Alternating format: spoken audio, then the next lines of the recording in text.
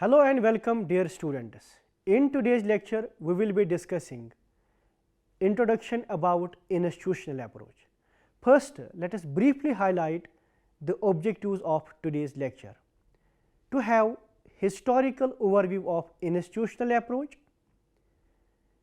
defining and explaining the institutional approach, and finally, to have critical evaluation of institutional approach.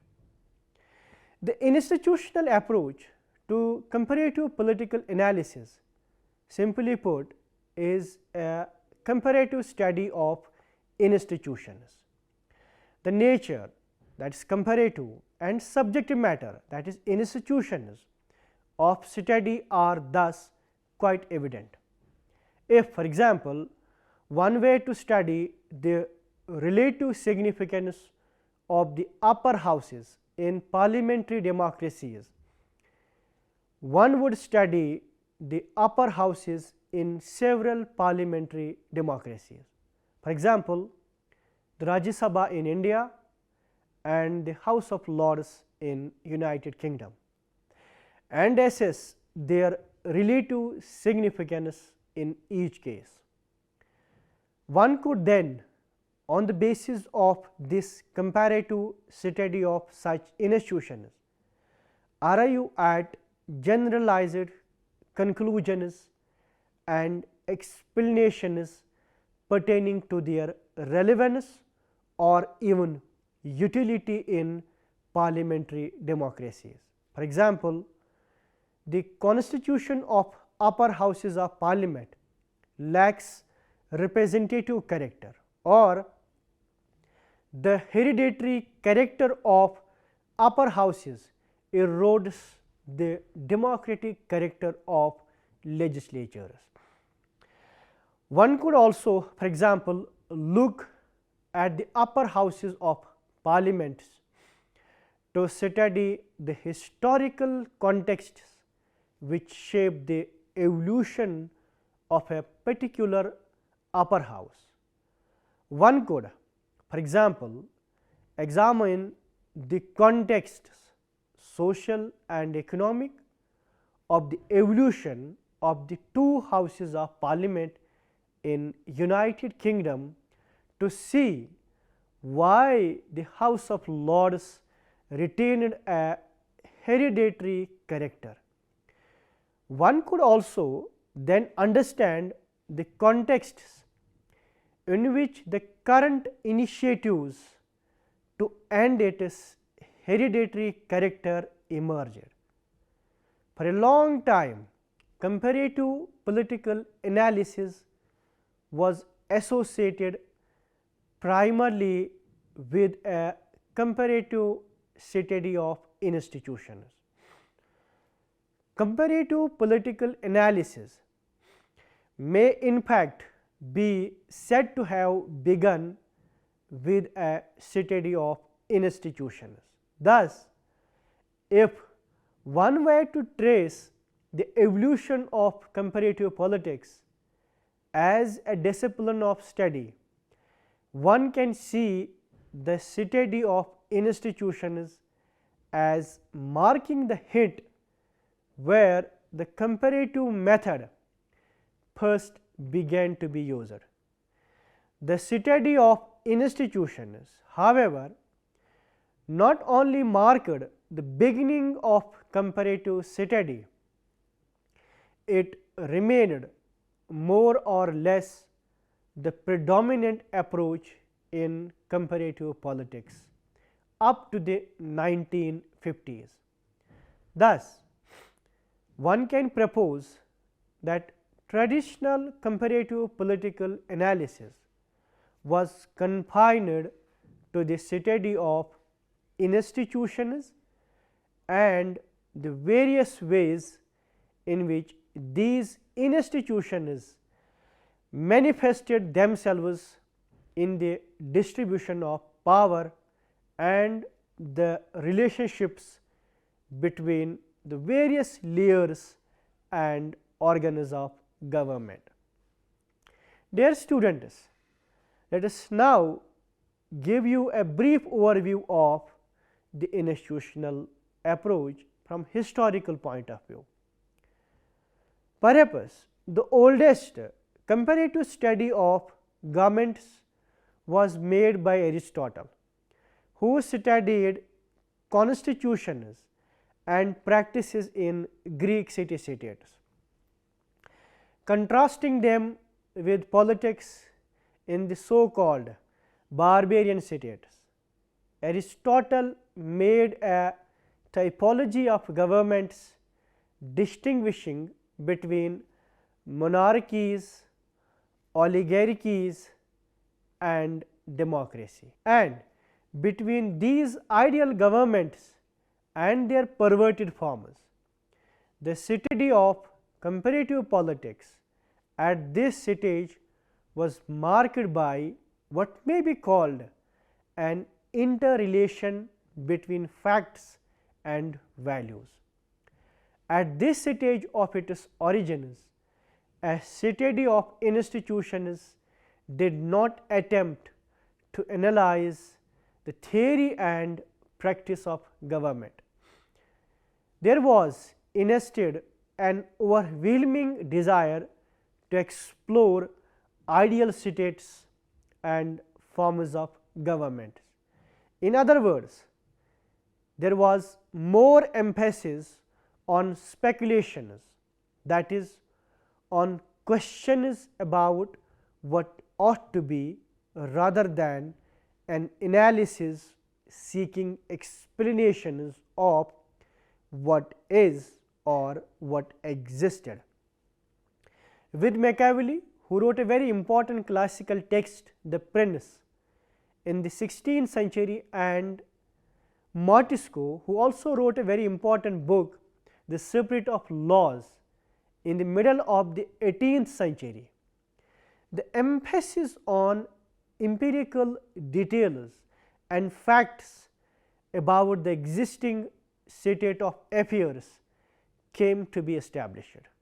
Montesquieu was, however, followed mainly by constitutional lawyers whose vocation determined that they concentrate more on the contents, that is, the theoretical, means legal constitutional framework of governments, rather than how these frameworks unfolded in practice.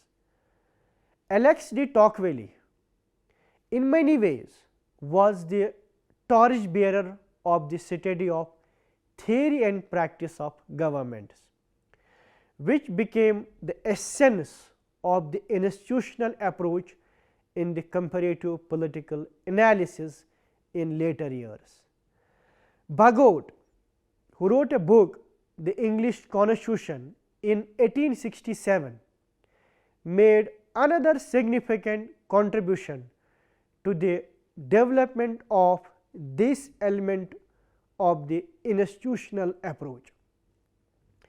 In his study of the British cabinet, drawing important points of comparison with the American executive. It was, however, Bryce, Lowell and Ostrogorski who in the last quarter of the 19th century made important contributions to the comparative study of institutions and by implication to the evolution of comparative governments as a distinct branch of study. The institutional approach is generally agreed that any approach or enquiry into a problem displays certain characteristics pertaining to a subject matter, that is what is being studied, and vocabulary, that is the tools or the language, and most importantly the choice of political perspective, which means it determines the vantage point and indicates the direction from and to what purposes enquiry is directed at. If the features of the institutional approach were considered against each of these three counters, it might be seen as marked out by its concern with studying institutions of government and the nature of the distribution of power. For example, constitutions, legal formal institutions of government. Secondly, it is largely legalistic and frequently speculative and prescriptive normative vocabulary in so far as it has historically shown a preoccupation with abstract terms and conditions like the ideal state and a good order. Thirdly, a philosophical, historical or legalistic perspective. A characteristic feature of this approach has also been its ethnocentrism. The major works which are seen as representing the institutional approach in comparative politics have concerned themselves only with governments and institutions in Western countries. Implicit in this approach is thus a belief in the primacy of Western liberal democratic institutions. This belief not only sees Western liberal democracy as the best form of government, but it gives it also a universal and normative character. The universal character of Western liberal democracy assumes that this form of government is not only the best, it is also universally applicable. The normativity of Western liberal democracies follows institutional approach from this assumption. If it is the best form of governance which is also universally applicable, liberal democracies are the form of government that should be adopted everywhere. This prescribed norm, that is liberal democracy, however, also gave scope to an important exception.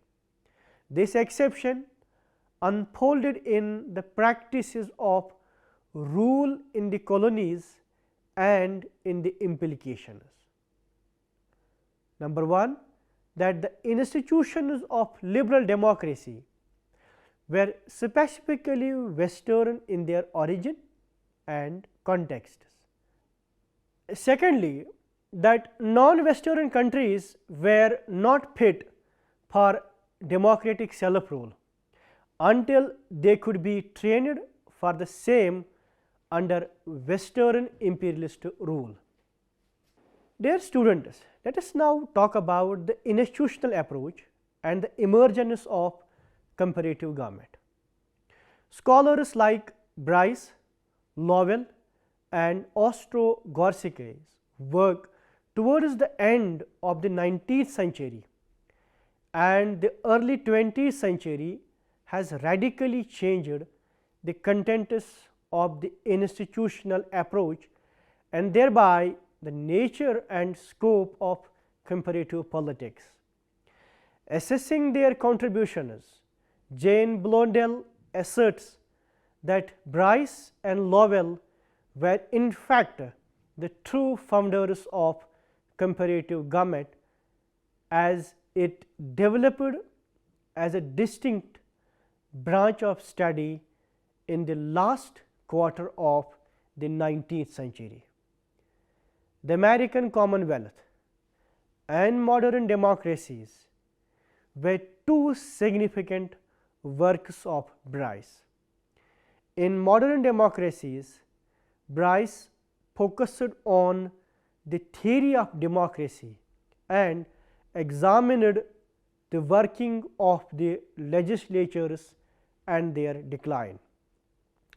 Lowell's works, Governments and Parties in Continental Europe and Public Opinion and Popular Government, where he undertakes separate studies of France, Germany, Switzerland, etc., and a comparative study of referendums and its impacts respectively were equally important.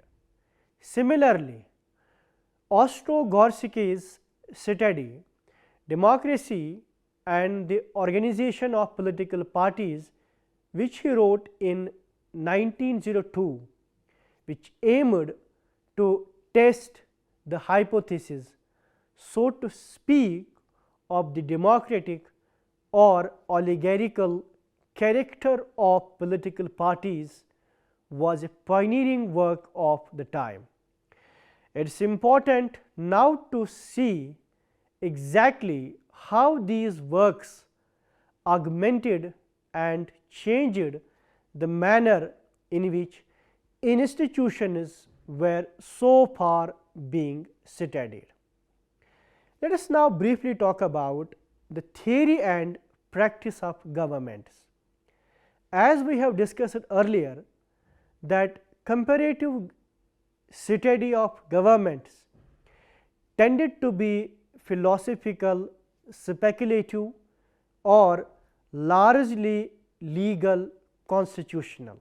That is, they were either concerned with abstract notions like the ideal state or with facts regarding the legal constitutional frameworks and structures of governments. Based on the liberal constitutional theory, they studied the formal institutional structures with an emphasis on their legal powers and functions. The work formed part of studies on comparative government or foreign constitutions. These works were seen to be relevant to the elite's efforts in institutional building in various countries. This is why in the newly independent countries, institutionalism acquired some fascination. Bryce and Lowell, however, emphasized that the existing studies were partial and incomplete. A more comprehensive study of governments should, according to them, also include the working of the legal constitutional frameworks of governments. Such a study, they stressed, required not only a study of the theoretical basis or contexts of governments, that is, the legal constitutional framework and governmental institutions, but also an equal emphasis on the study of practices of government. To focus just on constitutions as lawyers do was insufficient, as it would lead to ignoring the problems of their operation and implementation. On the other hand, to focus exclusively on practice without grounding it in its theoretical framework would again be an incomplete study, as one may lose sight of the contexts within which the problems of implementation emerge.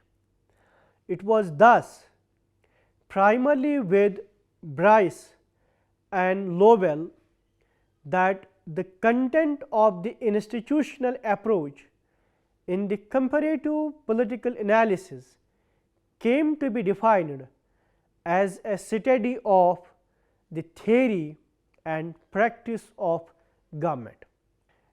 Dear students, let us now focus on facts. A significant component of these studies was the concern to study practice through an analysis of facts about the working of governments. To study practice, one needs to discover, collect and even amass facts. Bryce was empathetic in his advocacy to base one's analysis on facts, without which, he said, data is mere speculation. When facts have been supplied, each of us tries to reason with them. A major difficulty, however, which collection of data regarding practices of governments encountered was the tendency among governments to hide facts than to reveal them. Facts were thus difficult to acquire because governments and politicians often hid facts or were unwilling to clarify what the real situation is. Nonetheless, this difficulty did not deter them from stressing the importance of collecting data about almost every aspect of political life. Political parties, executives, referendums, legislatures, etc. This effort was sustained by later comparativists like Herman Feiner, which he wrote a book, Theory and Practice of Modern Government, in 1932, and Karl Friedrich also wrote an important book, Constitutional Government and Democracy, in 1932. Last part of this lecture is the technique.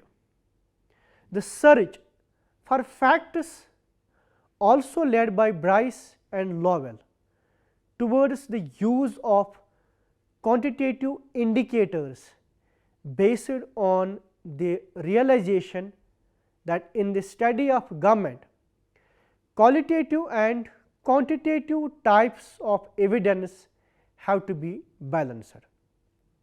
Finally, however, Bryce and Lowell felt that conclusions could be firm only if they were based on a wide range of facts as possible. Therefore, their studies extended geographically to many countries which at the time had institutions of a constitutional or near constitutional character. They therefore attempted to focus their study on governments of Europe. It was, however, with Ostrogorski's work that comparative political analysis began to focus on studying specific institutions on a comparative basis.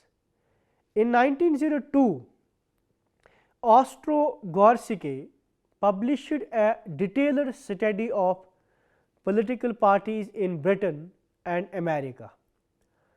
Later, significant works on the role of political parties were done by Robert Michels, who wrote a book, Political Parties, in 1915, and Maurice Derweger, who also wrote an important book, Political Parties, in 1950. Thereafter, major criticisms of the institutional approach came in the 1950s from system theorists like David Easton and Roy McRidus, who emphasized the building of overarching models having a general or global application. They attempted to understand and explain political processes in different countries based on these models. These criticisms and the defense offered by institutionalists. Let us now talk about the institutional approach, critical analysis.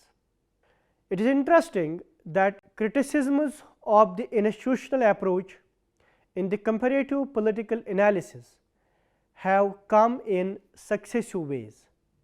In the early part of the 20th century and then again in the 1950s, there has been, after each wave of criticism, a resurgence of the approach in a replenished form. Before the study of institutions acquired a comparative character, at the turn of the century, the approach was criticized on these following grounds. Number 1, as given to speculation. Number 2, as largely prescriptive and normative. Number 3, it concerned only with irregularities and regularities without looking for relationships. Number 4, it is configurative and non-comparative, focusing as it did on individual countries. Number 5, it is ethnocentric as it concentrated on Western European democracies. Number 7, it is descriptive as it focused on formal, constitutional and governmental structure. Number 7, it is historical without being analytical. Number 8, contributors within this framework were so absorbed with the study of institutions that differences in cultural settings and ideological frameworks were completely ignored while comparing the upper chambers of UK and the USA. Number 9, methodologically they were accused of being partial or incomplete, and theoretically it was said they missed the substance of political life. We noted, however, that with Bryce and his contemporaries, the nature and content of the institutional approach underwent a significant change, acquiring in a limited way a comparative character and attempting to combine theoretical contexts with practices of governments. In the 1950s, the institutional approach as it developed with Bryce, Lowell and Ostrogorski came again under increasing criticism by political scientists like David Easton and Roy McRidus. In his work, The Political System, Easton made a strong attack against Bryce's approach, calling it mere factualism. This approach alleged Easton had influenced American political science in the direction of what he called hyperfactualism. While admitting that Bryce did not neglect theories, the latter's aversion to making explanatory or theoretical models had led, asserted Easton to a sufficient of facts and consequently to a theoretical malnutrition. Even Easton felt that Bryce's approach had misdirected American political science onto a wrong path. Jean Blondel, however, defends the institutional approach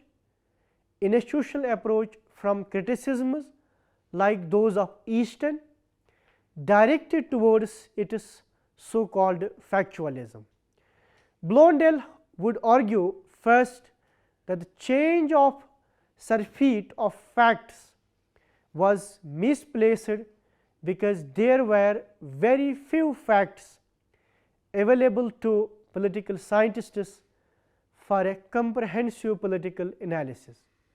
In reality, very little was known about the structures and activities of major institutions of most countries, particularly about the communist countries and countries of the so called third world.